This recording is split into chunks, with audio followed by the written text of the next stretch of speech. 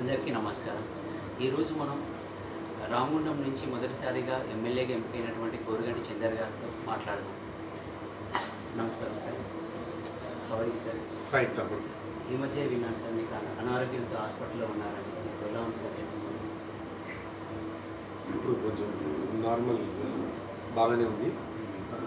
మధ్యలో చాలా కొంచెం ప్రజా కార్యక్రమాలలో ఎక్కువగా పూర్తి స్థాయిలో గెలిచిన తర్వాత కూడా ఈరోజు కూడా ఖాళీగా ప్రోగ్రామ్ను పెట్టకుండా మినిట్ టు మినిట్ కార్యాచరణ మేము తీసుకున్నాం కాబట్టి కొంచెం ఇబ్బంది అయింది. అయినా కూడా పబ్లిక్లో పూర్తి స్థాయిలో ఉంటున్నాం కాబట్టి మళ్ళీ అదే కుదుటపడలేదు. అంటే పబ్లిక్ బలం ఉంటారా సార్? అంతే కదా, నాయకునికి ఎప్పుడైనా కూడా ప్రజలే బలం. మళ్ళీ వాళ్ళ ఆశీర్వచనాలే మీ ఆరోగ్యాన్ని కూడా అంతే. మీరు ఆరోగ్యం గురించి ప్రజల గురించి అన్నారు కనుక ఈ ప్రోగ్రామ్ స్టార్ట్ అయ్యే ముందుకే క్వశ్చన్ అడుగుదాం అనుకున్నాను సార్. నేను గత 2 రోజుల నుంచి మీతో ఇంటరాక్ట్ అవుతున్నాను. చాలామంది మీతో ఇంటరాక్ట్ అవుతున్నారు, వాళ్ళు వస్తున్నారు, వాళ్ళ సమస్యలు వినియోగించుకుంటున్నారు. కానీ ఒక్క ప్రశ్నని వాళ్ళు 10 రకాలుగా అడుగుతున్నా కానీ మీరు ఏమాత్రం చిరాకు పడకుండా సమాధానం చెప్తున్నారు. ఈవెన్ పక్కన నాకు కూడా అప్పుడప్పుడు అనిపిస్తుంది, నాకే కొద్ది గొప్ప చిరాకు అనిపిస్తుంది. ఎమ్మెల్యే గారికి అసలు ఏంటి ఎంత పేషెన్సీగా ఆన్సర్ చెప్తున్నాడు అని అనిపిస్తుంది. ఈ పేషెన్స్ ఎలా వచ్చింది సార్ అసలు? అంటే నాయకుడు నా పర్సనల్గా అబ్జర్వ్ చేశాను. నాయకునికి ఉండాల్సినటువంటి మొట్టమొదటి లక్షణం వచ్చినటువంటి ఏ విషయాలు ప్రజలు ఏ విధంగా చెప్పినా కూడా వినడం. విన్న తర్వాత నా యొక్క సమస్యను పరిష్కారం చేయడం కోసం ఆలోచించేది. ప్రజల్లోకి వచ్చాము కాబట్టి ప్రజలతోని మనకు ఉన్నటువంటి సత్సంబంధాలతోని జీవించేటువంటి ఒక విధానంలో తప్పకుండా పేషెన్స్ అనేది అవసరం. ఇది వచ్చినటువంటి ఉన్నటువంటి వాళ్ళే నాయకులు కాగలుగుతారు. సార్ మీరు ఒక సింగరేణి సింగరేణి ఎంప్లాయీ కుమారుడు కదా, ఎలా ఈ రాజకీయాల్లోకి మీరు వచ్చారు? వాస్తవంగా మాకు ప్రత్యక్షంగా ఈ రాజకీయాల పట్ల ఆలోచన ఉన్నటువంటి వాళ్ళం కాదు. రాజకీయాలలో ప్రజాప్రతినిధులు కావాలని కోరిక ఉన్నటువంటి వాళ్ళం కూడా కాదు. మేము ఐటీఐ అయిపోయిన తర్వాత సింగరేణి ఉద్యోగం కోసం ప్రయత్నం చేస్తున్నటువంటి క్రమం. ఆ రోజు డిపెండెంట్ ఎంప్లాయ్మెంట్ స్కీమ్ ఉండే, అందుకోసమే ఐటీఐలో ఎలక్ట్రీషియన్ చేసి అప్రెంటిస్‌షిప్ చేసి ఉద్యోగంలో స్థిరపడాలనేటువంటి ఆలోచన ఉన్నటువంటి కారణాలు ఉండే అన్నాడు. అయితే ఆ రోజు ఉన్న పరిస్థితులు మాకు ఆ ఉద్యోగం రాకపోవడం మూలన మేము ఏదో చిన్నగా కుటుంబ పోషణ కోసం పనిచేసుకోవాలనేటువంటి ఆలోచన చేస్తున్న క్రమంలో ఎన్టీపీసీలో ఏదైనా టెంపరరీ ఉద్యోగం చేయాలని, అప్పటికే నాకు కొత్తగా వివాహం జరిగింది, ఏదైనా ఒక పని చేసుకోవాలని ఆలోచన కొద్ది పోతే ఎన్టీపీసీలో కూడా కాంట్రాక్ట్ లేబర్ కూడా పని దొరకనటువంటి పరిస్థితులలో 1 నెల 3 నెలల వరకు మేము ప్రత్యక్షంగా కుటుంబ అవసరాలు అంటే మా తల్లిదండ్రులను ప్రత్యక్షంగా మా మ్యారేజ్ అయిన తర్వాత ప్రత్యక్షంగా వాళ్ళని ఏమాత్రం మనం డబ్బులు డిపెండ్ కాలేని పరిస్థితి అడగలేము కాబట్టి అది మనము వాళ్ళను అడగలేము కాబట్టి మేము ప్రత్యక్షంగా ఆనాడు ఏం ఆలోచన చేశాము అని అంటే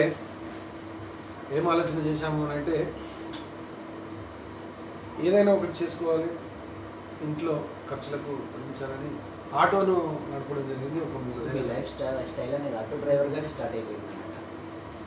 ఉదయం నడపడం, సాయంత్రం నడపడం, ఇట్లా ఏదో ఒకటి పని చేసుకోవాలనే తపనతోని చేసుకుంటూ పోయినాం. ఆ క్రమంలో కొన్ని కారణాల అక్కడ ఉన్నటువంటి పరిస్థితులలో మా బ్రదర్ ఇలా రాజేష్ తర్వాత మేము ఇక్కడ కేబుల్ నెట్వర్క్ బిజినెస్ను మా బావ కోసం మేము ప్రత్యేకంగా కొనాలనేటువంటి పరిస్థితుల్లో ఆ రోజు మా దగ్గర కూడా డబ్బులు లేకుండే. ఆ డబ్బులను అన్నింటినీ పోగు చేసి మేము కేబుల్ కనెక్షన్స్ కొనుక్కున్న పరిస్థితులలో కూడా ఈ కేబుల్ కనెక్షన్ ఎందుకు కొన్నారు, సింగరేణి ఉద్యోగం కొనుక్కుంటే ఇంకా దానికి డబ్బులు వస్తున్నాయని అన్నారు. కానీ ఆ రోజు మేము అది కొనుక్కున్న తర్వాత అనుకోని పరిస్థితులలో అప్పటికే మేము ఒక ఐటీఐ చేస్తున్న క్రమంలోనే విద్యార్థి విభాగాన్ని అక్కడ పెట్టుకున్నాం. ఐటీఐ మా కరీంనగర్కు సంబంధించి ఆదిలాబాద్కు సంబంధించి ఐటీఐ యూనిట్స్ అందరం కూడా ఒక యూనియన్ పెట్టుకున్నాం. అప్పుడే మేము ప్రైవేట్ ఐటీఐకి సంబంధించిన అందరినీ కూడా గవర్నమెంట్ ఐటీఐకి పెట్టుకొని అక్కడ చేసినాం. తర్వాత వెంటనే ఇక్కడికి వచ్చిన తర్వాత ఈ పరిస్థితులు ఇవన్నీ దాంట్లో తెలుగుదేశం పార్టీలో మేము అప్పుడు విద్యార్థి విభాగంలో కుప్పలీశ్వర అన్నకు మేము దగ్గరైన తర్వాత విద్యార్థి విభాగంలో మేము జాయిన్ అయిపోయి అప్పుడు విద్యార్థి నాయకునిగా మా ప్రస్థానం మొదలైంది. మేము కుప్పలీశ్వరన్న దగ్గరికి పోయిన క్రమంలో కుప్పలీశ్వరన్నతో ఉన్న పరిస్థితులలో తన విధానం, తను అనుసరించినటువంటి పద్ధతులు, తన జీవన శైలి అదంతా కూడా మమ్మల్ని పూర్తి స్థాయిలో ఆకర్షితులను చేసింది. మేము పార్టీ కోసమో ఇంకో దానికోసమో అనేది కాదు, కానీ ఈశ్వరన్నతోనే ఉండాలి, అన్నతోనే ఉండాలని ఒక పట్టుదల కొద్దే మేము అన్నతో కమిట్మెంట్గా అట్లనే వండుకుంటూ మాకు రాజకీయ పరంగా వాస్తవంగా మా గురువర్యులు. కానీ మేము గురువు అని అంటే అన్న ఏమంటాడంటే మా తమ్ముడు అని అంటే అంత అన్యోన్యంగా అంత ఆప్యాయతతోని ప్రేమతోని మేము రాజకీయాలలో మేము కొనసాగుతూ వచ్చినాం. ఎన్నడూ కూడా పదవుల కోసం మేము ఎన్నడూ కూడా ఆరాటపడలే. నిజం చెప్పాలంటే పదవులు కావాలని రాజకీయాలలోకి రాలే, అనుకోని పరిస్థితులలోనే మమ్మల్ని ఈ స్థాయి దాకా తెచ్చింది. సో మీ గోల్ అనేది అది కాదన్నమాట యాక్చువల్గా. సార్ మరి ఈ సింగరేణి ఎంప్లాయీ కొడుకు నుంచి ఆటో డ్రైవర్, విద్యార్థి నాయకుడి నుంచి ఇప్పుడు ఎమ్మెల్యేగా, అంటే ఎమ్మెల్యేగా మీ ఫీలింగ్ ఎలా ఉంది సార్ మొదటిసారి ఎన్నికైనాక? చాలా గొప్పగా ప్రజా జీవితంలో గడుపుతా ఉన్నాం. ఎందుకు అని అంటే పూర్తిగా ప్రజల మధ్యలోనే గడుపుతా ఉన్నాం. ఉదయం నుంచి వెళ్ళి సాయంత్రం అంటే జీవితంలో మేము ఒకటి అనుకునేది, మా జీవితం ఎవరికైనా ఉపయోగపడాలి అనేటువంటి మనస్తత్వంతోనే బ్రతికినటువంటి వాళ్ళం. కాబట్టి ఇలా పొద్దున్న లేవంగానే ఎవరైనా వచ్చి వాళ్ళకి ఏదన్నా సహాయం చేయాలని అన్న వెంటనే మనం రెస్పాండ్ అయిపోయి వాళ్ళకి ఆ పని కంప్లీట్ అయిన తర్వాత చాలా సంతోషం అనిపిస్తాం. ఇట్లా రోజు వందల మంది, ఒకప్పుడు 10ల సంఖ్యలో సహాయం చేసేటువంటి వాళ్ళు ఇలా వందల మందికి సాయం చేస్తా అంటే అంతకంటే ఆనందం ఇంకెక్కువ మందికి చేయడానికి అవకాశం ప్రజలు కల్పించారు. సరే, ఎమ్మెల్యే అయినప్పుడు మీరు మొదటి ఎమ్మెల్యే హోదాలో మొదటిసారిగా చేసిన మొట్టమొదటి పని? మొట్టమొదటిగా మేము కోరుకున్నటువంటి సేవా మార్గం మాకు ఉన్నటువంటి ఆలోచన, ప్రభుత్వపరమైనటువంటి కార్యక్రమాలు, ప్రజాహిత కార్యక్రమాలను చేయడం అనేది దాంట్లో ఒకటైతే, దీంట్లో ప్రత్యేకంగా నాకు ముఖ్యంగా నచ్చినటువంటి ఒకే ఒక సబ్జెక్టు, ఎమ్మెల్యే అయిన తర్వాత కేటీ రామన్న దగ్గరికి మేము ఒక పర్సన్ తీసుకుపోయి ఈయన పరిస్థితి బాగా లేదన్నా, ఈయనకు అసలు ప్రభుత్వ పరంగా ఏం సహాయం చేసే పరిస్థితిలో లేదు, ఒక చిన్న వికలాంగుడు, ఆయనకు 2 కాళ్ళు నడవలేని పరిస్థితి, వాళ్ళు వచ్చే కుటుంబం పేద కుటుంబం, ఇక్కడ రాజనగర్కు సంబంధించినటువంటి వాళ్ళు వస్తే నేను కేటీఆర్ గారి దగ్గరికి రామన్న దగ్గరికి తీసుకుంటే వెంటనే ఇమ్మీడియట్లీ ఎవ్వరికి ఏం సంబంధం లేదు, ఏం బాధపడాల్సిన పని లేదు, వీళ్ళకి నేను పూర్తి స్థాయిలో ట్రీట్మెంటు నా సొంత ఖర్చులతో పెట్టిస్తాను. ఇక చాలా ఆనందం అనిపిస్తుంది. అంటే అట్లాంటి ఇంకా చాలా మొదలుపెట్టాం, చాలా చేసాం. అంటే ఇది చాలా హ్యాపీగా ఫీల్ అయింది. ఎందుకంటే ప్రభుత్వపరమైనటువంటి కార్యక్రమాలను ఎన్నో చేసుకుంటూ పోతా ఉన్నాం. ఈ కార్యక్రమాలు ఇవన్నీ ఒకటైతే, పర్సనల్గా ఎవరన్నా ఇట్లాంటి పరిస్థితి వస్తే ఎట్లా అంటే ఒక నాయకునిగా నేను చెప్పడం తర్వాత ఎవరు చెప్పినా కూడా రెస్పాండ్ అయ్యేటువంటి పరిస్థితులు ప్రస్తుత సమయంలో లేవు. కానీ కేటీఆర్ గారు రెస్పాండ్ కావడం, వాళ్ళు కూడా జీవితకాలంలో గుర్తుంచుకుంటారు. చాలా సంతోషం కనిపించినప్పుడు కూడా అది ఒక మంచి సందర్భం. సరే, 2008 ఎలక్షన్స్లో ఒక చిన్న రూమర్ వినోమింది. ఏంటంటే కేసీఆర్ గారేమో సోమవారం సత్యనారాయణ గారికి సపోర్ట్ ఇచ్చారని, కేటీఆర్ గారేమో మీకు ఇండైరెక్ట్గా సపోర్ట్ ఇచ్చారని ఒక రూమర్. ఈ రూమర్ పై మీ స్పందన ఎలా ఉంది? నువ్వే రూమరే వెళ్ళిపోతుంటుంది కదా ఇప్పుడు ప్రజలు, ఇది రూమర్, ప్రజల నిర్ణయం జరిగిపోయింది. ప్రజలు ఈసారి ఒక ఉద్యమ నాయకుడిగా ఒకసారి ఈ ప్రాంతంలో ఒక మార్పు చేయవలసిందే అని ఈసారి చందర్ను ఎమ్మెల్యే కావాలని కోరుకున్నారు ప్రజలు. ఇక్కడ వచ్చి కేసీఆర్ గారు సభ పెట్టిండు, కేటీ రామన్న సభ పెట్టిండు, కాంగ్రెస్ వాళ్ళు సభ పెట్టిండు. అదే రూమర్ మాత్రమే, అది ఒక రూమర్. కేటీఆర్ గారు సపోర్ట్ మీకు ఏం లేదంటారు అంటే అది రూమర్ అనే కదా. కేటీఆర్ గారు నాకు 2007 కేటీఆర్ గారు రాజకీయ ప్రస్థానం మొదలైనప్పటి నుంచి అతి సన్నిహితున్నా. దాని విషయం వేరు. 2000 అటువంటిది నేను వాస్తవంగా నా పరిస్థితులు బాగా లేనప్పుడు, మా ఇంట్లో ఆరోగ్య పరిస్థితులు బాగా లేనప్పుడు నాకు ప్రభుత్వ పరంగా కేసీఆర్ గారు సహకారం చేసిండు. మరి కేసీఆర్ గారు నా ట్రీట్మెంట్ కోసం ఎల్ఓసి ఇచ్చిండు. 25-30 లక్షల దాకా మా విజయ ఆరోగ్యం బాగా లేకపోతే ఖర్చు పెట్టిండు. అవన్నిటిని ఇక్కడ ఈ ఎన్నికలకు అది ప్రమాణికాలు కాదు. నేను ఒక ఉద్యమ నాయకుడిగా వాళ్ళకు నా పట్ల సానుభూతి ఉంటుంది. ఉద్యమాలలో నష్టపోయినాడు, ఇంతకుముందు మన పార్టీలో బాగా కమిట్మెంట్గా పనిచేసినాడు, మన నాయకత్వాన్ని కూడా కమిట్మెంట్ అనే ఆలోచన వాళ్ళకు ఉంటుంది. 4.5 ఏళ్ల కాలంలో నాకేం పదవి లేదు. 4.5 ఏళ్ల కాలంలో 2014 నేను ఎమ్మెల్యేగా పోటీ చేసి ఓడిపోయిన తర్వాత ఎమ్మెల్యే గారు ఇక్కడ ఉన్న మాజీ ఎమ్మెల్యే అసలు ఏమాత్రం అది లేదు. 4.5 ఏళ్ల కాలంలో ఏం లేదు.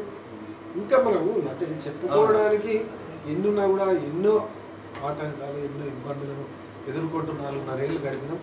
ఈ 4.5 ఏళ్ల కాలంలో ప్రజలందరూ కూడా గమనించారు. ఈసారి చందర్ను ఎమ్మెల్యే చేయాలని వాళ్ళు కోరుకున్నారు. సరే, మీరు గెలవడానికి సోమవారం సత్యనారాయణ గారు ఓడిపోవడానికి ఒక స్ట్రాంగ్ రీజన్ మీ ఉద్దేశంలో? రామగుండం నియోజకవర్గంలో 2009లో జనరల్ నియోజకవర్గం అయిన తర్వాత నియోజకవర్గంలో 9 ఏళ్ళు గడిచింది. ప్రజలందరికీ కూడా ఒకటే, అసలు ఏం జరిగింది, ఏమి జరగాల్సి ఉంది, అసలు ఎవరిని నాయకుడిగా ఎన్నుకోవాలనేది ప్రజల ఆలోచనకు ఎన్నికల సమయంలోనే వస్తారు. వాళ్ళందరూ కూడా స్ట్రాంగ్గా ఆలోచన చేశారు. ఈసారి ఖచ్చితంగా ఆనాడు ఉద్యమాల కోసమే విరోచిత పోరాటాలు చేసినాము. మా జీవితాలు బాగుపడాలంటే తప్పకుండా ఈసారి కోరుకంటి చందర్ను గెలిపించుకుంటేనే అది మార్పు చేస్తే తప్ప కానీ లేకపోతే ఇది కాదు అనేది ప్రజలందరూ ఆలోచనకు వచ్చే ఈ ప్రాంతంలో మన నాయకత్వాన్ని కోరుకున్నారు కాబట్టి మనము గెలవగలం. స్ట్రాంగ్గా ప్రజలు కోరుకున్నారు అంతే. ప్రజలు ఎందుకు కోరుకున్నారు అంటే అది ప్రజలకు తెలుసు. ఆ ప్రజల ఆకాంక్షలు ఏంది, వాళ్ళ కోరికలు ఏంది, అది నాకే తెలుసు. దాన్ని తప్పకుండా నెరవేర్చుకుంటూ ముందుకుపోతుంది. సార్, మీరు నాకు ఒక చిన్న సందేహం సార్. ఇక్కడ మీరు ఉద్యమ నాయకుడిగా చాలా తెలంగాణ ఉద్యమంలో చాలా యాక్టివ్గా పార్టిసిపేట్ చేశారు. టీఆర్ఎస్ నాయకత్వంలో, కేసీఆర్ గారి నాయకత్వంలో, టీఆర్ఎస్ పార్టీలో కానీ, సకల జన సమ్మె అప్పుడు కానీ, అప్పుడు మీ మీద పీడీఎఫ్ కేసు కూడా ఒకటి నమోదు చేద్దామని పోలీసులు భావించారని విన్నాం సార్. మళ్ళీ జైల్లో కూడా ఉన్నారు మీరు ఆ టైంలో. ఎన్ని రోజులు ఉన్నారు సార్? మేము మా ఉద్యమ ప్రస్థానం 2001 నుండి నడిపిస్తున్నటువంటి ఉద్యమ ప్రస్థానంలో ఈశ్వర నాయకత్వంలో ఆనాడు మేడారం నియోజకవర్గంలో ఉన్నప్పటి నుండి నడిపించుకుంటూ వచ్చినాం. 2009లో ఉద్యమం చాలా తీవ్ర రూపం దాల్చినటువంటి పరిస్థితులలో కేసీఆర్ గారు ప్రత్యేకంగా మాతోని సమావేశాలు పెట్టి అసలు ప్రజల ఉద్యమంలో ఏ విధంగా భాగస్వాములు అవుతున్నారు, అసలు మనం ఏం చేయాలనేది ఎన్నో సమాలోచనలతోని చాలా తీవ్రమైనటువంటి ఒక నిర్ణయం తీసుకున్న సందర్భం 2009 సందర్భం.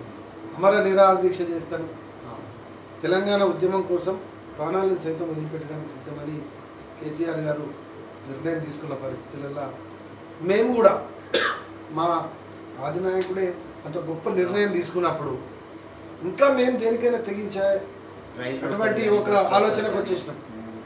ఎటువంటి ఆలోచనలు అంటే అసలు నాయకులం అనేది మర్చిపోయినాం. ఇక్కడ డిఎస్పీ ఉదయ్ కుమార్ రెడ్డి ఇక్కడికి వచ్చి ఇక్కడ ఇప్పుడు డిఎస్పీగా ఉండరు. ఆయన ప్రత్యేకంగా పిలిచి చందర్ నువ్వు 2009లో ఎమ్మెల్యేగా పోటీ చేసిన వాడిని, ఫ్యూచర్లో కూడా ఎమ్మెల్యేగా పోటీ చేస్తావు, అసలు ఏం చేస్తున్నావు నీకు అర్థమవుతుందా? ఒక తీవ్రవాదులు చేసినట్టు ఇక్కడ ఉద్యమాన్ని నడిపిస్తూ ఉన్నావు. బస్సులు కాలబెడుతున్నారు, ఇదేం పద్ధతి?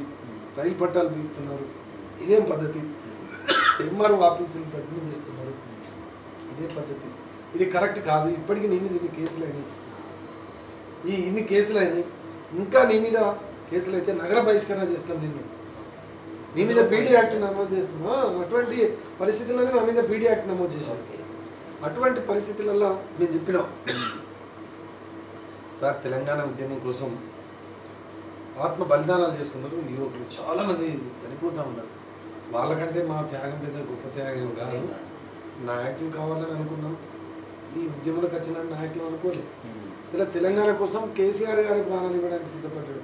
మా బిడ్డలు ఎక్కడ సార్, కేసులు ఎక్కడ, పదవులు ఎక్కడ, దేనికైనా సిద్ధం సార్, మేము దీంట్లో వెనకాడేది లేదు అని చెప్పినటువంటి పరిస్థితులలో వాళ్ళందరూ కూడా ఫైల్ తయారు చేసేసి నన్ను అప్పటికే 45 రోజులు జైలు పెట్టాడు. ఎందుకు అని అంటే 45 డేస్ ఇక్కడ మేము అప్పుడు మాతోని ఒక దఫాల 5 ఒక దఫాల 10 మంది, ఒక దఫాల 12 మంది, ఇట్లా చాలా సందర్భాలు వచ్చినారు. మా ఫాలోవర్స్ దాదాపు రామగుండం కాన్స్టిట్యూన్సీలో 150-200 మంది నాతో పాటు జైలు జీవితాలు గడిపిన వాళ్ళు, కేసులు ఉన్నారు. కుప్లీశ్వర్ గారు కూడా మాతో ఒక 5 రోజులు 9 రోజులు జైలు జీవితం గడిపినారు. అటువంటి పరిస్థితులలో మేము ఈ యొక్క ఉద్యమాన్ని నడిపిస్తున్న క్రమంలో నాయకుడిని పూర్తి స్థాయిలో అణగదొక్కితే ఉద్యమాన్ని అణగదొక్కచ్చు అనేటువంటి ఒక సమైక్యవాద కుట్రలో భాగంగా నాయకుడిని అణగదొక్కిస్తే కార్యకర్తలందరూ భయపడతారు, ఎవరు ఈ కార్యక్రమాలు చేయరు, ఎవరు చేయరు అనేది వాళ్ళ ఆలోచన ఉంటే ఆ ఆలోచనలన్నిటిని కూడా తిప్పికొట్టే విధంగా మేమంతా చేసినాం. ఇక్కడ సకల జనుల సమ్మె జరిగింది. సకల జనుల సమ్మె సమయంలోనైతే సింగరేణి బావిలోకి ఒక 2-3 డంపర్లను దింపేసి నడిపిస్తే విచ్ఛిన్నమైతే సమ్మె అనేది కూడా ప్రణాళిక సిద్ధం చేసి ఓ 10-12 మంది కార్మికులు OCP 4లో రామచందర్, సత్యనారాయణ వీళ్ళు ఉంటారు. వాళ్ళను దుర్మార్గంగా రాత్రిపూట 12ంటికి వాళ్ళని తీసుకుపోయి డంపర్లు నడిపించడానికి ఒక కుట్ర చేస్తే దాంట్లో నుంచి వెళ్ళి వాళ్ళు నాకు ఫోన్ చేసింది. నైట్ 2 గంటలకు నేను వెళ్ళి నేను చాలా తీవ్రంగా అప్పుడున్న సిఐలు డిఎస్పీలతో నిలబెట్టుకొని వాళ్ళని ఎట్టి పరిస్థితిలో మేము ఇక్కడ ఉంచేది లేదంటే, నువ్వు ఎందుకు వచ్చినా ఈ నైట్ రావద్దు కదా, నీ మీద కేసు పెట్టాను, ఇప్పుడు కేసు పెట్టాయండి, కానీ వాళ్ళని ఎట్టి పరిస్థితిలో నడిపాను. ఇట్లా దొంగల లెక్క వాళ్ళని ఒక నక్సలైట్ లెక్కకి రాత్రి కూడా తీసుకొచ్చి మీరు ఎట్లా చేస్తారు అని చెప్పేసి తీవ్రంగా మేము నిలబెట్టి తీసుకుపోయి బయటికి తీసుకొచ్చే పనికి నేను కింద చాలాసేపు పడుకున్నాను. మా ప్రెస్ వాళ్ళు కూడా ఇక్కడ ఆంధ్రజ్యోతి రిపోర్టర్స్, తర్వాత కొంతమంది జేఎస్ నాయకులు కూడా ఉన్నారు ఆ రోజు. అయితే ఆ రోజు వాళ్ళందరినీ తీసుకొని వస్తే తీసుకుపోయి నన్ను జైల్లో పెట్టారు రామమోహన్లో. పెడితే నేను అందరికీ మొత్తం మంది అప్పుడున్న జేఏసీ నాయకత్వానికి అంతా కూడా చెప్పడం జరిగింది. వాళ్ళందరూ కూడా లైవ్లోకి వచ్చి ఇట్లా దుర్మార్గం ఇది అంతా అని చెప్పేసి మేము ఇక పోలీస్ స్టేషన్ మీదకి దాడికి వచ్చేటువంటి పరిస్థితి ఉండే. అప్పుడు వాళ్ళు పోలీసు మొత్తం దిగొచ్చి మీరు బయటికి వెళ్ళిపోండి, మీద కేసు లేదేం లేదనే పరిస్థితి దాకా ఉద్యమాన్ని నడిపించిన వాళ్ళు. అటువంటి పరిస్థితులలోనే నా మీద పీడీ యాక్ట్ ఫైల్ ప్రిపేర్ చేసి అంత చేస్తే నేను ఒక 5-6 రోజులు దొరకకుండా నేను ఒక అండర్గ్రౌండ్లో వెళ్ళిపోయిన పోలీసులకు దొరకకుండా ఉంటే లాస్ట్కు కేసీఆర్ గారు తీవ్రమైనటువంటి ఒత్తిడి తీసుకొచ్చి ఆనాడు పీడీ యాక్ట్ మీద నన్ను అరెస్ట్ కాకుండా చేసిండారు. సార్ మరి కేసీఆర్ మీరు ఉద్యమంలో ఇంత పార్టిసిపేట్ చేశారు, చాలా తీవ్రంగా ప్రతి దాంట్లో పార్టిసిపేట్ చేశారు, కేసీఆర్ గారి సపోర్ట్ కూడా ఉంది. మరి ఒక 2009లో మాత్రమే మీకు టీఆర్ఎస్ తరఫున టికెట్ వచ్చింది, 2014లో కానీ 2018లో టీఆర్ఎస్ టికెట్, అంటే అప్పుడు కేసీఆర్ గారి సపోర్ట్ మీకు లేదన్నమాట. దానికి కారణం ఏంటంటే 2009లో నాకు టికెట్ మహాకూటమి తరఫున టికెట్ కేటాయించాను. మహాకూటమి తూట్లు పొడిచి ఆ రోజు ఏం చేశారంటే సోమవారం సత్యనారాయణ ఇండిపెండెంట్గా పోటీ చేసినాడు. ఇండిపెండెంట్గా నా మీద పోటీ చేసినప్పుడు ఆయన గెలిచేసరికి కేసీఆర్ తక్కువ ఓట్లతోనే ఓడిపోయారు. గెలిచిన తర్వాత అప్పుడు ఉన్నటువంటి పరిస్థితులలో టీఆర్ఎస్ పార్టీకి ఎమ్మెల్యేల బలం ఎక్కువ వాళ్ళు కాబట్టి ఆ రోజు సోమవారం సత్యనారాయణ తీసుకోవడం జరిగింది. తీసుకున్నటువంటి పరిస్థితులలో కేసీఆర్ గారు కూడా మీకు మళ్ళీ నెక్స్ట్ ఎమ్మెల్యేగా టికెట్ ఇస్తామని చెప్పేసి చెప్పడం జరిగింది. కానీ సోమవారం సత్యనారాయణ గారు ఆ రోజు మమ్మల్ని కలుపుకొని పోకపోవడం వల్ల, మమ్మల్ని అందరికీ కూడా సముచితమైనటువంటి స్థానం కల్పించకపోవడం, మా గౌరవానికి భంగం కలిసే విధంగా ప్రవర్తించడం కాబట్టి 2014 నాకు టికెట్ ఇవ్వకుండా మేము ఇండిపెండెంట్గా వెళ్ళడం జరిగింది. టికెట్ 1200 మాత్రమే, 1200 ఓట్లతో మాత్రమే ఓడిపోయిన వాస్తవంగా. ఆ ఓటమి చెందిన తర్వాత ఇక పార్టీకి పూర్తి స్థాయిలో మేము దూరంగా ఉన్నాం. ఎందుకంటే టీఆర్ఎస్ పార్టీ అభ్యర్థి మీదనే మనము పోటీ చేసి ఒక ఇండిపెండెంట్గా మళ్ళీ వితిన్ పార్టీలో పదవి ఇవ్వాలంటే ఆశించడం, కానీ దానికి సుమారు సత్యనారాయణ గారు ప్రత్యేకంగా ఒత్తిడి చేసి ఆ రోజు ఇవ్వలేదు. ఈ పార్టీలో పదవి రాకుండా పార్టీలో స్థానం కలగకుండా చేసి, అయినా కూడా మేము ఎన్నడూ కూడా మాకు జన్మనిచ్చింది మేము చెప్పాం, ఎన్నడూ కూడా దూషించలేదు. ఎందుకంటే గొప్పగా చెప్పినాం, మాకు ఈ జన్మనిచ్చినటువంటి వాళ్ళు మా తల్లిదండ్రులు అయితే, రాజకీయ జన్మనిచ్చిన వాళ్ళు కేసీఆర్ టీఆర్ఎస్ పార్టీ అనేది గొప్పగా చెప్పుకుంటూ వచ్చినాం, కానీ ఎన్నడూ కూడా దూషించలేదు. ఎందుకంటే మేము పదవుల కోసం ఆశపడి ఈ యొక్క రాజకీయాలకు వచ్చినటువంటి వాళ్ళకి కాదు. మీడియాలో అందుకే ఇలా నేను గెలిచిన తర్వాత వెంటనే అంతటికంటే రెట్టింపు గౌరవం ఇవ్వాలి నాకు టీఆర్ఎస్ పార్టీలో కేటీఆర్ గారు, కేసీఆర్ గారు ఇస్తున్నారు. సార్, మరి 2018 ఎలక్షన్స్లో కేసీఆర్ గారు ఇక్కడ బహిరంగ సభలో మాట్లాడుతూ సోమవారం సత్యనారాయణ గారిని గెలిపిస్తే మెడికల్ కాలేజ్ ఒకటి ఇక్కడ ఎస్టాబ్లిష్ చేస్తామని చెప్పారు. ఇప్పుడు కేసీఆర్ సోమవారం సత్యనారాయణ గారు ఓడిపోయారు, మీరు గెలిచారు అభ్యర్థి అయ్యారు. మరి ఆ మెడికల్ కాలేజీ మీకు తెప్పించారంటారా? తప్పకుండా కేసీఆర్ గారు మాట అంటే తప్పేటువంటి నాయకులు కాదు. ఈ ప్రాంతంలో మెడికల్ కాలేజ్ కావాలని చాలా ఏళ్ళుగా ప్రజల కోరిక. ఆ ప్రజల కోరికను తప్పకుండా మన్నిస్తారు కేసీఆర్ గారు అనేది మా ఆలోచన. ఈ మధ్యకాలంలో కేసీఆర్ గారిని కేటీఆర్ గారిని కలిసినప్పుడు కూడా నేను కేసీఆర్ గారికి రిప్రజెంటేషన్ ఇవ్వడం లేదు. కేటీఆర్ గారికి చెప్పిన పరిస్థితి ఇది సమయం కాదు, కొంత ఇంకా సమయం ఉన్నది, దానికోసం అనేది కూడా చెప్పడం జరిగింది. సార్, కేటీఆర్ గారితో మీకు గల సత్సంబాలు ఎలా ఉంటాయి సార్? చాలా బాగుంటుంది. కేటీఆర్ గారిని మేము ఒక అన్నలా భావిస్తాం. నాయకుడి కంటే కూడా వెళ్ళి కలిసాము. ఎందుకంటే మాకు ఇంత సత్సంబంధాలు ఉండే గతంలో 2014కు ముందు అంత గొప్ప సత్సంబంధాలు ఉండే, 2009కి ముందు కూడా అంత గొప్ప సత్సంబంధాలు ఉండే. ఆనాడు నాకు యువ నాయకుడిగా ఎంకరేజ్ చేసినటువంటి నాయకులు కూడా కేటీఆర్ గారు. అట్లాగే 2014లో తర్వాత కూడా మా ఇంట్లో పరిస్థితులు బాగా లేకుంటే కూడా వాస్తవంగా కేటీ రామన్నే సహాయం చేసిండు. ఎప్పుడు కూడా చాలా గొప్పగా అనేవాడు, ఇంట్లో ఆరోగ్యం ఎట్లున్నది జాగ్రత్తగా చూసుకున్నటువంటి. అంటే పార్టీలో పార్టీ పరంగా అటాచ్మెంట్ ఉంది, ఫ్యామిలీ పరంగా మీకు అటాచ్మెంట్. సార్, మరి మీ రాజకీయ గురువు కొప్పులీశ్వర్ గారు విద్యాశాఖ మంత్రిగా సంక్షేమ శాఖ మంత్రిగా ప్రమాణ స్వీకారం చేశారు.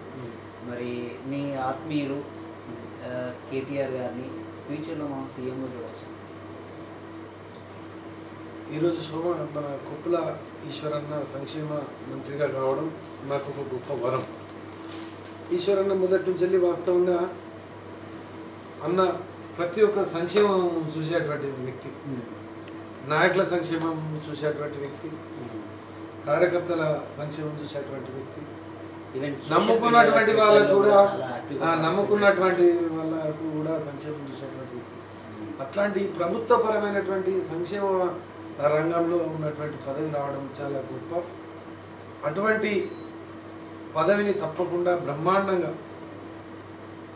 తెలంగాణ ప్రాంతంలో గొప్ప పేరు తెచ్చుకునే విధంగా చేస్తాడనేది మాకు ఉన్నది. కాబట్టి ఇంకా అన్న నాయకత్వం మాకు అండగా ఉంటుంది. కాబట్టి మాకు పరిపాలన విషయంలో ఏమి ఇబ్బంది సీఎంగా మీరు చూడవచ్చు.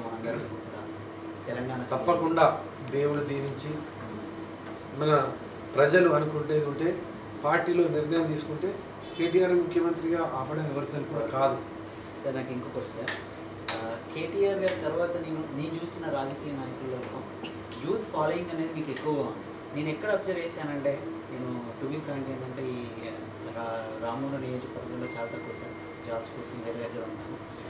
ఓట్ వేయడానికి కూడా వచ్చినప్పుడు నాకు ఇక్కడే ఓట్ వేయడానికి కూడా వచ్చినప్పుడు కూడా చాలామంది ఓట్ ఫర్ ల్యాండ్ అని చాలామంది, ఎప్పుడు అందరూ కూడా యూతే నాకు కనబడిందంతా కూడా. ఈవెన్ మా మిత్రుడు ఒకడు ఢిల్లీలో ఎయిర్ ఫోర్స్లో జాబ్ చేస్తున్నాడు. తనకు కూడా ఫోన్ చేశాను, శ్రీకాంత్ ఎక్కడ ఉన్నారు అంటే, ఓటేసి ఇప్పుడు మళ్ళీ ఫ్లైట్ ఎక్కేసిండ్రా అంటే, ఓటు ఎవరికి వేసామని అడిగాను. ల్యాండ్కి వేసాండ్రా అంటే, ఎప్పుడైనా కలిసావా నువ్వు అంటే, లేదు అని. మరి ఎందుకు వేసావు అని అడిగితే, నాకు అంతే ఇంకా వేయాలనిపించింది.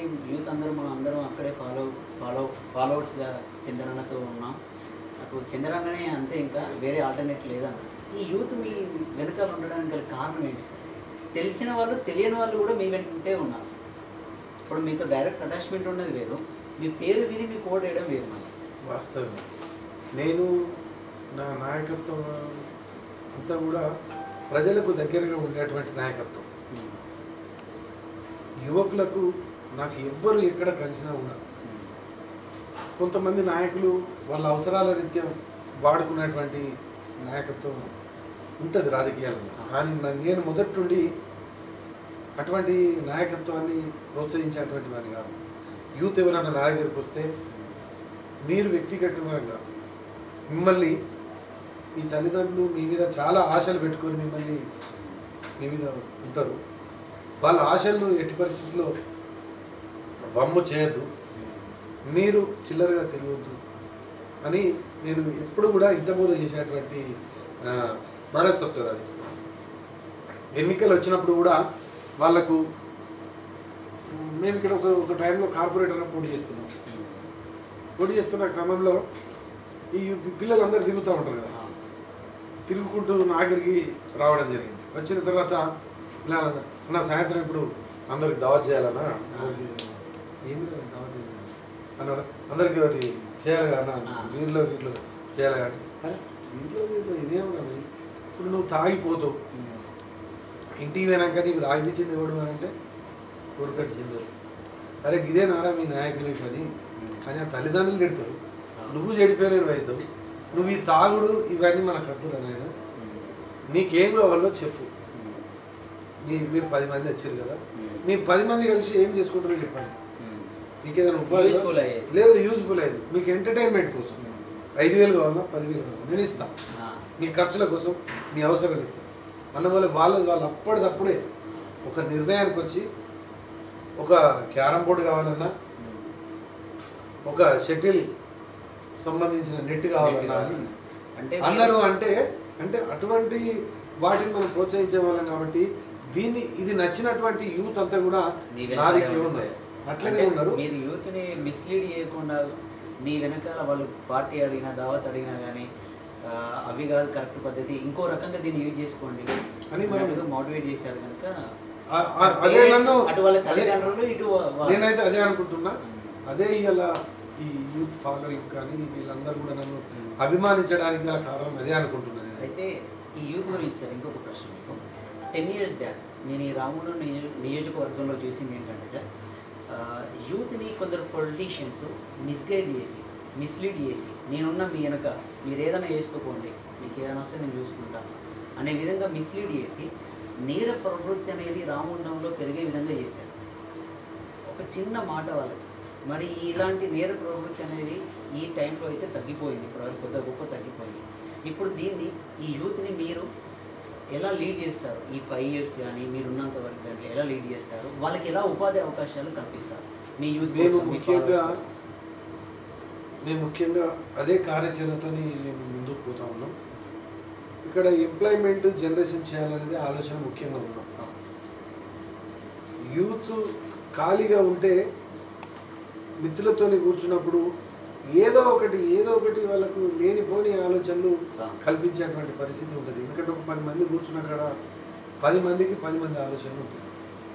ఆ 10 మందిలో దాంట్లో ఒక రోడ్డు చెప్తారు, ఒకటి మంచి చెప్తే ఈ 10 మందికి డిస్టర్బ్ కాదు. దాంట్లో ఎవరైనా ఒకరి చెడు చెప్పి డిస్టర్బ్ చేసేటువంటి పరిస్థితి ఉన్ననాడే ఈ యొక్క యూత్ అంతా కూడా చెడిపోతుంది, వ్యసనాలకు బానిసలు అవుతున్నారు. ఆ వ్యసనాలకు బానిసలు కాకుండా యూత్నంతా సన్మార్గంలో పెట్టడం కోసం మేమంతా ఒక ప్రణాళికతో ముందుకు పోతున్నాం. తప్పకుండా ఈ 5 ఏళ్లలో రామగుండం నియోజకవర్గంలో నువ్వు అన్నట్టు నేరాలు అనేది మొత్తానికి జరగకుండా ఇక్కడ యూత్ మొత్తం తెలంగాణకే ఆదర్శంగా ఉండే విధంగా తీర్చిదిద్దాలనే ఆలోచన కొద్ది ఉన్నాం. దానికి తప్పకుండా అందరూ కూడా ఒకరొకరు గతంలో కంటే ఇప్పుడు చాలా మోటివేషన్ అవుతూ ఉన్నారు. ఇక్కడ ఉన్నటువంటి యూత్ కూడా కొత్త ఒక క్రియేటివిటీకి అలవాటు పడ్డారు. ప్రభుత్వం సహకారం చేయకుండా ఇటు ఏది స్వతహాగా కుటుంబం నుంచి సహకారం అందకుండా వాళ్ళే ఒక క్రియేషన్ చేసుకొని ఓ జీవనోపాధిని రూపకల్పన చేసి కూడా పర్సనల్ గమనిస్తే వాళ్ళకు కూడా పర్సనల్గా మీరు గైడెన్స్ ఇస్తారు. అలాగే ఇది ఈ ప్లాన్ మీరు వెళ్ళిపోయి జాబ్ చేయండి నేను చూస్తాను అది అంటే మనము మన సజెషన్స్ విని పాటించినటువంటి వాళ్ళు ఒకరి నుంచి ఒకరికి ఇది స్ప్రెడ్ అయ్యి మంచిగా అవుతారు అనేది నా ఆలోచన. తప్పకుండా ఎందుకు అని అంటే మేము చిన్ననాటి నుండి అన్ని విషయాలను గమనించినటువంటి వాళ్ళం కాబట్టి మీరు కూడా ఆ స్టేజ్ నుంచే వచ్చారు కనుక కాబట్టి కార్మికుని కుమారుడు అక్కడి నుంచి ఆ స్టేజ్ నుంచి వచ్చారు కనుక మీకు అవన్నీ లోటుపాట్లు తెలిసింది. సరే, ఈ రామగుండ మున్సిపాలిటీలో గడిచిన 5 సంవత్సరాల్లో ఎటువంటి పని జరగలేదు. మళ్ళీ రామగుండ మున్సిపాలిటీకి వచ్చినటువంటి నిధులు కూడా వెనక్కి వెళ్ళిపోయాయి. మళ్ళీ ఇప్పుడు దాన్ని ఎలా మీరు లీడ్ చేస్తారు? వెనక్కి వెళ్ళిన నిధులు ఇప్పుడు మళ్ళీ రాబడతారా? ఇప్పుడు వచ్చే నిధుల్ని సక్రమంగా ఆన్ టైంలో ఖర్చు పెట్టేసి డెవలప్మెంట్ కోసం కృషి చేస్తారా? 100%. ఇప్పుడు మేము ఆల్రెడీ అదే కార్యాచరణలో ఉన్నాము. గతంలో ఉన్నటువంటి నాయకత్వ సమన్వయ లోపం వలన, నాయకత్వం అలసత్వం వలన, ఆఫీసర్స్ అలసత్వం వలన, ఏదో ఒక విధానం వల్ల ఒకటి మాత్రం జరిగింది. ప్రభుత్వం ఇచ్చినటువంటి నిధులను సద్వినియోగం చేసుకునేటువంటి పరిస్థితుల వల్ల అంత దుర్మార్గమైనటువంటి పరిపాలన నడిచిందనేది అక్షర సత్యం. దాన్ని మేము ఆల్రెడీ పోగొట్టాము. ఇప్పటికీ చాలా % కాంట్రాక్టర్లను, అధికారులను మోటివేషన్ చేసి ఆల్రెడీ కార్యాచరణలో మేడం పనులు జరుగుతూ ఉన్నాయి. నేర్పిస్తున్నాం. సార్, మీరు ఎమ్మెల్యే గెలిచాక ఢిల్లీ పర్యటనకి వెళ్ళారు. ఎందుకు వెళ్ళారు? ఈ ప్రాంతంలో వాస్తవంగా ఎన్టీపీసీ చాలా పెద్ద పవర్ ప్రాజెక్ట్. ఆర్ఎఫ్సిఎల్ ఈ మధ్య కాలంలో ఇక్కడ కొత్తగా ఏర్పాటు చేయబోతున్నటువంటి ఎరువుల కర్మాగారం, వీటికి సంబంధించిన head of the department, head of the ఆఫీసులన్నీ కూడా ఢిల్లీ కేంద్రంగా నిర్వహణ జరుగుతున్నది. ఇక్కడికి వీళ్ళకు వెళ్తే ప్రతిదీ కూడా అక్కడికి చెప్పాలి, అక్కడి వాళ్ళతో మాట్లాడాలని, వీళ్ళు ఇక్కడ వాళ్ళు అక్కడికి వెళ్ళడం ఎంత మీడియేటర్ కాకుండా డైరెక్ట్ వెళ్ళి ఇక్కడున్న సమస్యలు చెబుదామనే ఆలోచన కొద్దిగా అక్కడ కేంద్ర కార్మిక శాఖ మంత్రితో, సంతోష్ కుమార్ గంగ్వార్తో, ఎరువుల రసాయన శాఖ మంత్రి సదానంద గౌడకు కలిసి చెప్పడం జరిగింది. ఆర్ఎఫ్సిఎల్ సిఇఓ కలవడం జరిగింది. ఇదంతా కూడా అంటే నియోజకవర్గ సమస్యల విషయంలోనే ఢిల్లీకి వెళ్ళాం. చాలా అంటే కొత్తగా ఎన్నికైనాం కాబట్టి అన్ని విషయాలు కూడా మనం తెలుసుకోవాల్సిన అవసరం ఉన్నది. అధికారులకు కూడా అందరితో చెప్పాల్సినటువంటి అవసరం ఉన్నది. కాబట్టి ఇక్కడ ప్రత్యేకంగా లోకల్ వాళ్ళకే ఉద్యోగ అవకాశాలు ఇవ్వాలనే ఆలోచన కొద్దీ ఉన్నాం కాబట్టి దాని మీద మేము ఢిల్లీకి వెళ్ళాం. సార్, మరి కోరుగంటి చంద్ర గారు అంటే చాలా మంచి వ్యక్తి, ఎవరికి అన్యాయం చేయరు అని ఒక మంచి పేరు ఉంది సార్. ఇప్పుడు కాదు, ఎమ్మెల్యేగా గెలిచాక కాదు, గెలవక ముందు కూడా ఉంది. కానీ 2018 ఎలక్షన్స్ ముందు మీ మీద ఒక ఎలిగేషన్ వచ్చింది, ల్యాండ్ ఎలిగేషన్స్. మరి అంత మంచి వ్యక్తికి ఈ ల్యాండ్ ఎలిగేషన్స్ అలిగేషనే కదా అంటే అది నిజంగా జరిగిందా లేదా? నాకు రాజకీయాలలో శత్రువులు చాలా మంది ఉంటారు. వాళ్ళు దాన్ని ఒకటి క్రియేట్ చేసే ప్రయత్నం చేసారు, గూండాగా చిత్రీకరించే ప్రయత్నం చేసారు. దాని మీద ఒక్క కేసు కూడా లేదు, ఒక ఉద్యమ కేసు తప్ప. ఇట్లా చాలా చేశారు. కానీ ప్రజలు ఆ మాటలన్నింటినీ కూడా తిప్పికొట్టి చాలా గొప్ప సమాధానం చెప్పారు వాళ్ళ మాటలకు. దాంట్లో ఇంకేం లేదు. టికెట్ మీకు 2009లో వచ్చింది అనుకున్నాను, 2014లో రాలేదు, 2018లో 26,000 మెజార్టీతో గెలిచారు కదా. అంటే ఈ వైఫల్యం అనేది అవతల సైడ్ ఉందంటారా, లేకపోతే మీ సైడ్ మెజార్టీ ఉందంటారా?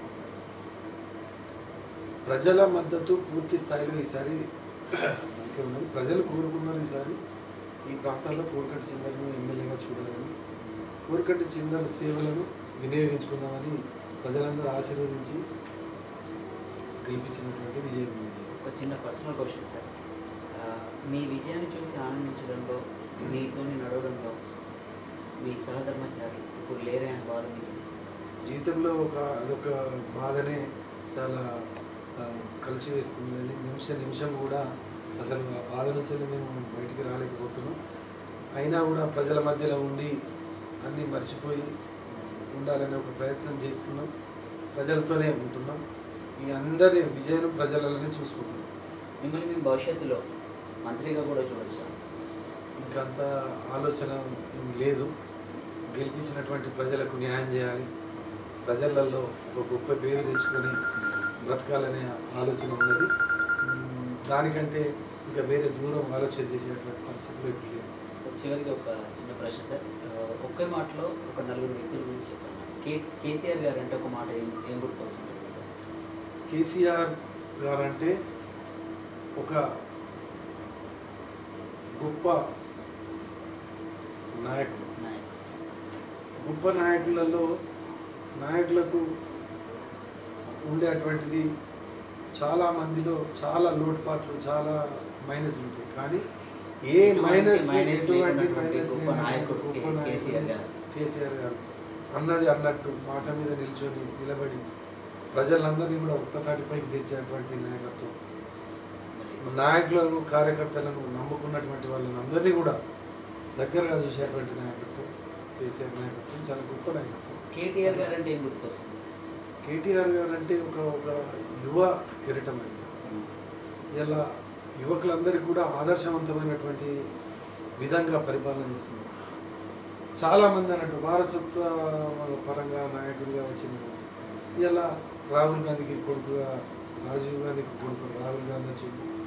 ఇంకా చాలామంది ముఖ్యమంత్రులు చాలామంది కొడుకులు ఉన్నారు. కానీ ఈరోజు కేసీఆర్ గారి తనయుడిగా కాకుండా తనకంటూ ఒక బ్రాండ్ ఇమేజ్ను సంపాదించుకొని వీళ్ళ ప్రజలందరూ కూడా కేసీఆర్ఏ ముఖ్యమంత్రి కావాలి, కేటీఆర్ని ముఖ్యమంత్రి ఏ రోజైనా చూడాలి అనేటువంటి విధంగా గతంలో పరిపాలించుడు, ఇప్పటికి కూడా అట్లనే ఉన్నాడు. కేటీఆర్ గారి నాయకత్వం యువతకు స్ఫూర్తిదాయకమైనటువంటి గుర్తుకొచ్చేది యువతకు స్ఫూర్తినిచ్చేటువంటి నాయకత్వం. మీ గురువు గారి గురించి కొప్పులీశ్వర్ గారి గురించి ఒక మాట చెప్పాలండి. కొప్పులీశ్వర్ గారు నాయకత్వం ఇంకా అసలు ఒక కింది స్థాయి నుంచి వెళ్ళి కష్టాల నుంచి వెళ్ళి ఒక మంచి స్థాయి వరకు ఎట్లా